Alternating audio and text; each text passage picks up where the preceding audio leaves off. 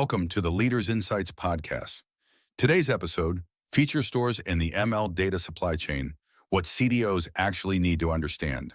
Everyone in enterprise machine learning is buying feature stores right now. You're about to tell me most of them shouldn't. Go. Most of them shouldn't. A feature store, the shared library where you keep the transformed inputs your models actually eat, like average purchase over the last 30 days rather than raw transaction rows, is genuinely useful.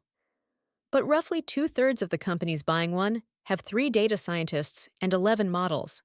That's not a supply chain. That's a spreadsheet with ambition. That's a convenient thing for a chief data officer to say. Isn't it just fear of a new tool? The opposite. I've run these programs. The pain of feature store fixes is real and expensive. It's the same feature getting rebuilt 5 different ways by 5 different teams. One bank I worked with found 4 separate definitions of customer tenure, feeding 4 fraud models. 4 numbers. All slightly wrong. The store fixes that. But you only feel that pain past a certain scale. Define the scale. Give me a number I can hold you to. Rough threshold. More than 20 models in production, and more than a handful of teams sharing data. Below that, the coordination cost is low enough that a well-documented shared code repository does the job. Tecton, a vendor here, so weight their framing accordingly, published customer figures, suggesting teams cut feature development time by 60%. Believable, but those are companies serving hundreds of models. Not the mid-market firm that just bought the same platform because a conference told them to. So what does everyone get wrong? Not the buying decision, the thinking underneath it. They think a feature store is infrastructure. It's actually governance wearing an engineering costume. The hard part was never storing the number. It's agreeing on what the number means, who owns it, and what happens when someone redefines it at 2 a.m. before a deadline. Buy the tool without solving that, and you've built a very expensive place to store your disagreements. There's the line. But be concrete. What breaks in practice? Training serving skew.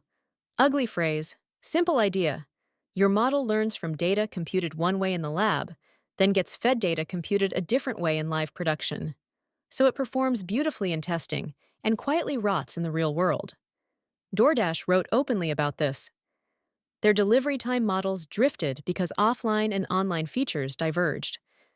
A feature store's real job is guaranteeing both sides compute the number identically. That's the value, not the dashboard.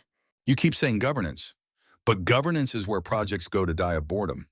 How do you make a business case that survives a budget meeting? You don't sell governance. You sell the outage you didn't have.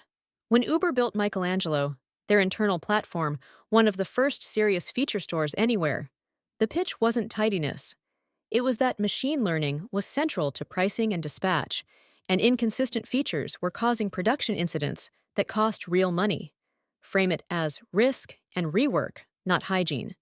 We rebuild the same thing 11 times and it breaks on Fridays, is a budget line.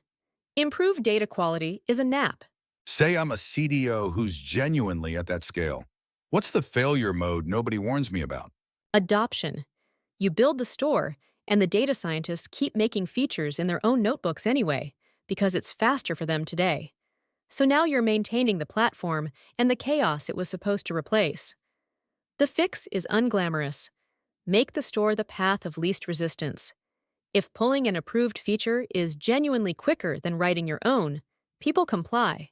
If it's slower, no policy on earth saves you. Give me the one thing a CDO should do Monday morning.